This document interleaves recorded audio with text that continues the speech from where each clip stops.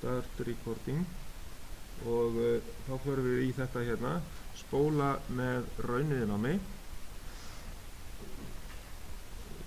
Spólan, hún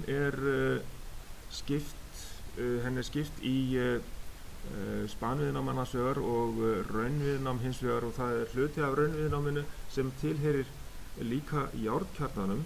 Það sem sagt, það skiptist raunviðnámið í vírviðnámið, það sem sagt viðnám eirsins í spólunni annars vegar og viðnám sem tilheyrir járnkjarnanum hins vegar.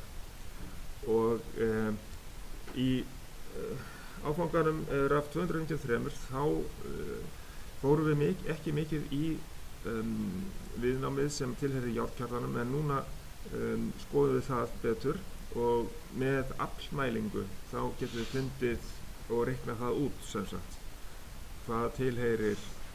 Hvað heildarraunviðnám spólunar, og svo getum við mælt vírviðnámið og dregið það frá heildarraunviðnámi spólunar, og þá fáum við það sem tilheyrir járnkjarnanum, það viðnám sem tilheyrir járnkjarnanum.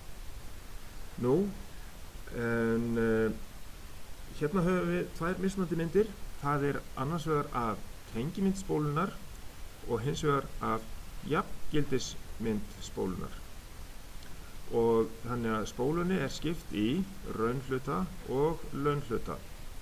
Þannig að spanviðnámi hérna sýnt svona.